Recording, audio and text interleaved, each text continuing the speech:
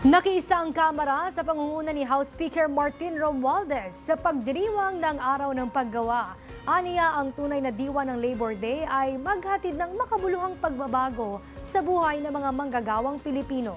Ang buong detalye alamin natin kay Zai Chua live. Zai?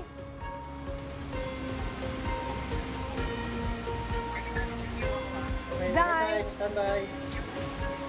Yes, Princess, ngayon nga'y araw ng paggawa at may mensahe si House Speaker Ferdinand Martin Romualdez. Ang araw ng paggawa ay hindi lamang tungkol sa pagpupugay sa manggagawang Pilipino. Ito ay tungkol sa paghahatid ng tunay at pangmatagalang pagbabago upang mapabuti ang kanilang buhay.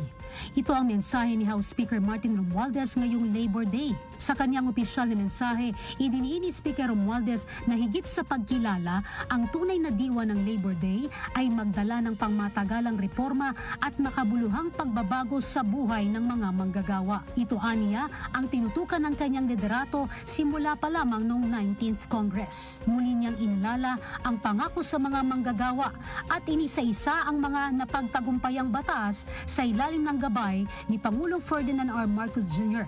na naglalayong itaas ang kalidad ng buhay at puwersa ng paggawa ng mga Pilipino. Kabilang dito ang Trabaho para sa Bayan Act, isang pambansang roadmap na nagpapatibay sa ugnayan sa pagitan ng edukasyon, pagsasanay at paglikha ng trabaho. Dagdag pa rito ang New Agrarian Emancipation Act, Free Legal Assistance for Military and Uniformed Personnel Act, Caregiver Welfare Act at Eddie Garcia Law.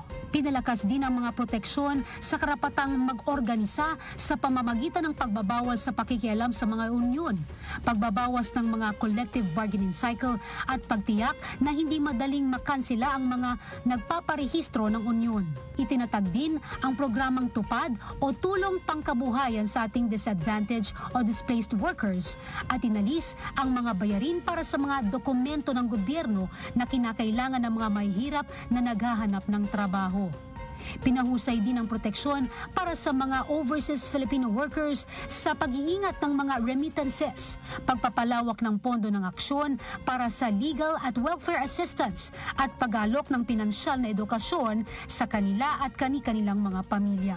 Aniya, ang pangako ng bagong Pilipinas ay isang pamahalaan na nakikinig, kumikilos at naghahatid serbisyo sa bawat manggagawang Pilipino sa bawat larangan at lugar ng trabaho.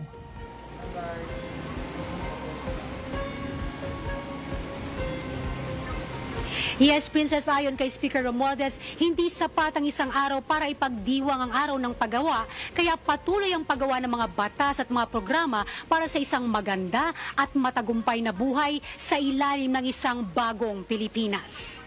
Balik muna sa iyo, Princess. Maraming salamat, Zai Chua.